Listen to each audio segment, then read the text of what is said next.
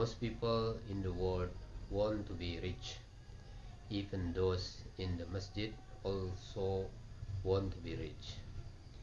In this world, there are two kinds of wealth. First, world's wealth. Second, wealth of the heart. What is the wealth of the world? That is, all kind of material and possessions.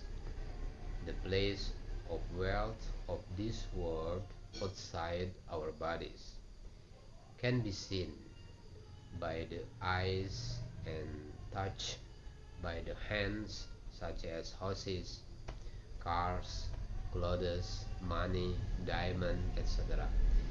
This is worldly wealth, material wealth. What is the wealth of the heart? Anything to do with the heart. The place where the wealth of this heart is in our hearts cannot be seen by the eye and cannot be touched by the hand, namely faith, taqwa, iman, taqwa, tawakal, qana'ah, ihsan, sabar. This is the wealth of the heart. Meanwhile, what can guarantee that we can give us happiness in the world and the hereafter is not the wealth of the world, but the wealth of the heart.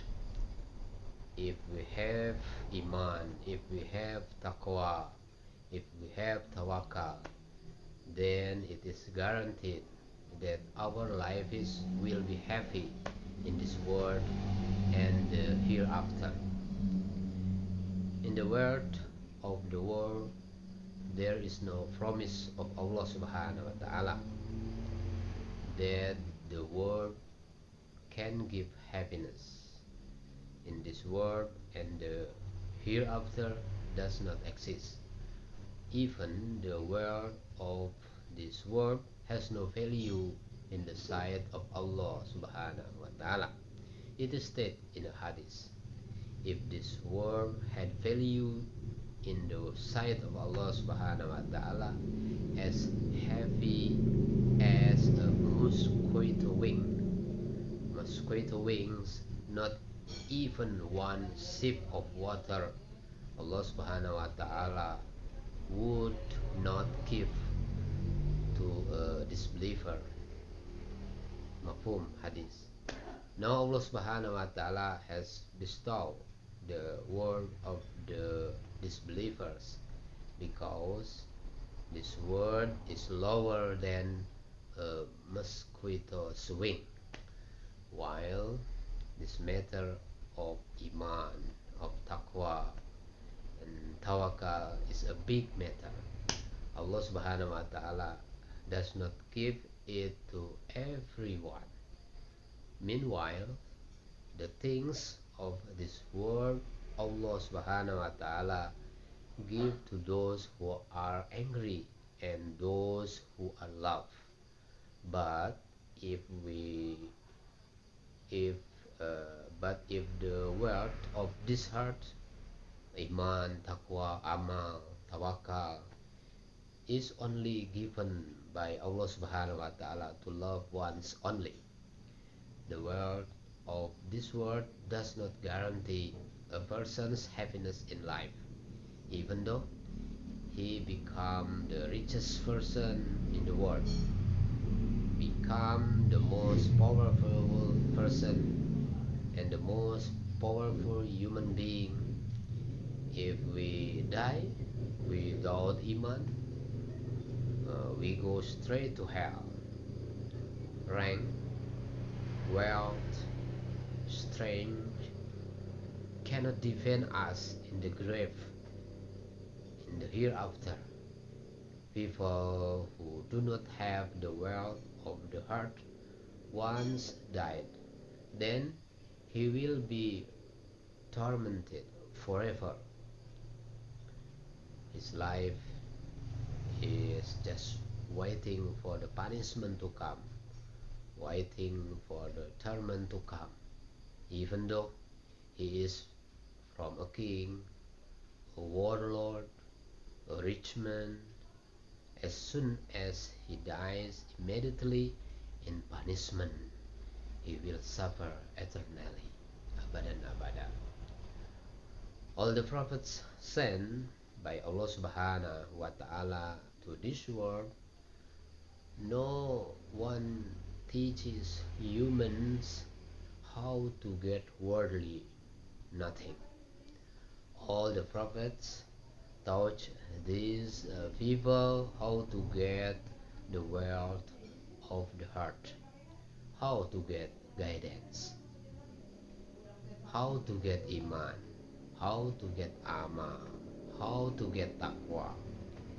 This is what the prophets taught. It should be a lesson for us that what really matters is the wealth of the heart. But most people in this world are stupid. No strive, are stupid to strive, to work hard, to get something that is not worth it. Desperately chasing a word that doesn't guarantee happiness, but we are not aware of this. Now people, when they have got wealth, titles and positions, are considered smart people, even though they are stupid, ignorant. I don't know which thing is more important and valuable. He thought that if he already had wealth, titles and position, it was as if he had been successful. I heard in the Friday sermon while we were moving in India, Khatib said, Tolabul dunya jahil, Tolabul uqba aqil, Tolabul maula kamil. It means people who work demanding to get this world are ignorant. To get this world are ignorant. Meanwhile, people who work for the hereafter are intelligent. And the person who tries to get closer to Allah subhanahu wa ta'ala, to get closer to Allah subhanahu wa ta'ala, is the perfect person. These are not arbitrary words. These are the words of scholars based on the Quran and Hadith. Then the Khatib continued, Tolabul dunya mardud, Tolabul dunya mardud, Tolabul uqba mahmud, Tolabul maula mahmud. It means Tolabul dunya mardud, people who try only for dunya, try only for the world, will be rejected. Meanwhile, the person who pursues the afterlife is the person who is being cared for, and the person who tries to get closer to Allah subhanahu wa ta'ala is the one who is commendable. We don't realize that most of these humans are actually stupid people. We don't realize that most of these humans are actually stupid people. Imam Ghazali rahmatullah alayhi said, today the world look beautiful. Why? Because the people are stupid people. Meanwhile, those who like to beautify the world are stupid people. People who have reason will beautify practice, beautify faith, beautify morality, beautify piety, beautiful amal, beautiful iman. Today we think that a country that is worldly beautiful is considered a developed country, a country with a sophisticated world. We think as a developed country. This is because we are stupid. The sophisticated world is not a measure of progress. Progress is what was taught by the Prophet Sallallahu Alaihi Wasallam. We, Naudzubillah, have taught that making stupid people like the prophets must be followed. Must be followed. We have to be like developed countries like America, Europe, China, etc. We fact, if we read the Quran, we are forbidden to follow them because that is the way of life of the infidels. We are asked to follow the faith of the prophets, not the disbelievers. What Allah Subhanahu wa Ta'ala has commanded, we do not do. What is forbidden is precisely what we pursue. Iman and amal is of high value, but we do not try. Dunya, a word that is trivial and has no value, is precisely what we are desperately pursuing. Even if there is any benefit in this world, is only limit to the time we live. Later, if you die, the treasures of the world will no longer be of any use. All the worldly things that we strive for and we are proud of will have no benefit in the grave, no benefit in muasyarah, no benefit in our hereafter. But if we have the word of heart, faith, iman and amal, then this will be beneficial in this world and in the hereafter.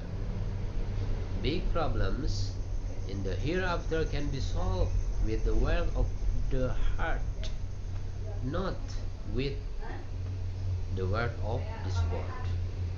Likewise, there is no problem in this world that the word of the heart cannot solve. But if the word of the world, let alone in the hereafter, in the world alone, sometimes cannot solve the problem. If the word of the world, let alone in the hereafter, in the world alone, sometimes cannot solve the problem. For example, if we are on the trip, we get lost in the forest or desert, even though we have a lot of money and a credit card, we are hungry, whether it can be useful or not, money and credit cards. If we are hungry or thirsty, how can we eat money and credit card? How can we eat money and credit card? But if we have iman, if we have amal in times of trouble like that, pray to Allah. Pray to Allah Subhanahu wa Ta'ala. Later Allah Subhanahu wa Ta'ala will provide a way out, as happened with the friends of radhiyallahu anhu, Sahabat radhiyallahu anhu. Asks for water, then water comes. Asks for food, come food. Asks for salvation, saved by Allah subhanahu wa ta'ala.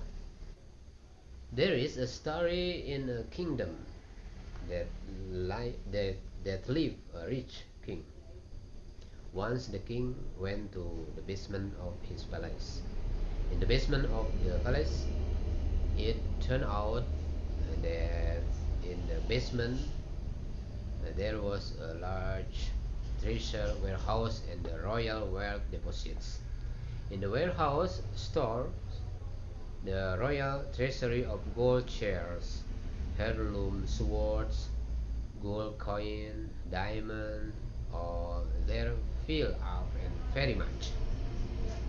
Meanwhile, only two people hold the key to the treasure, namely the king and the prime minister. So, the king one day came to the treasure warehouse to admire the many treasures he had. He went down to the warehouse, he opened the warehouse with his key, then he went inside, enjoying the view of his wealth. He wandered around looking at the royal treasury.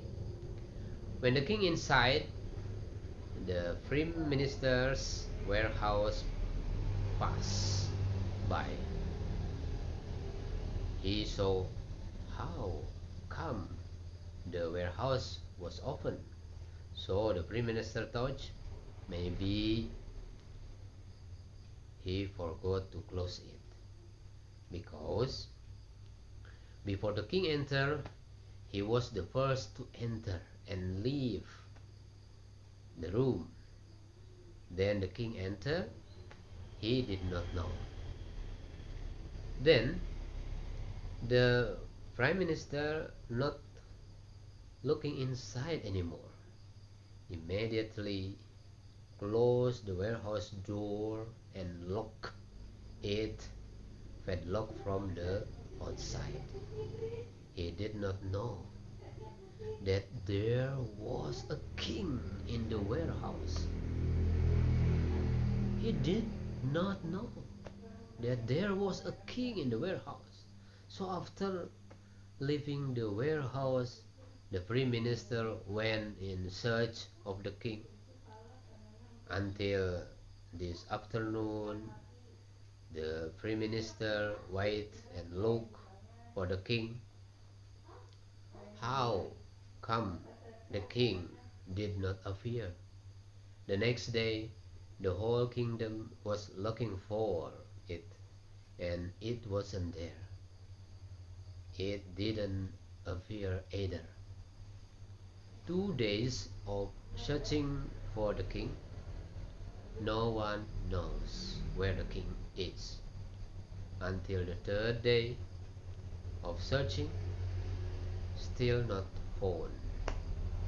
Finally, so that the kingdom and government do not vacuum from leadership, the crown prince is appointed as the new king. After the crown prince becomes king, the prime minister tells the crown prince that the kingdom has a treasure trove that only the king and the prime minister can enter. Prime minister said, "Lord King, it is easy under the basement of this palace. The king's father has a treasure trove to store the royal treasury. Now that your father is gone, this royal treasury belongs to the viceroy. Let's go see for the handover of the royal treasure. So the prime minister brought the crown prince, who had become the new king, to see the royal treasury storehouse. After opening the royal treasury, they went inside, finding the old king they were looking for was inside. But this old king is in the warehouse, already dead. So surprised the crown prince and the prime minister when he saw the condition of the old king. In his hand was a letter. Then read a letter. The inscription is written, "I am a rich king. I died hungry and thirsty in the midst of my wealth. I am a rich king. I died hungry and thirsty in the midst of my wealth. I am a rich king. I died hungry and thirsty in the midst of my wealth." This can happen to us, dying in the midst of our treasures that we love, but not being able to provide benefits when we need them.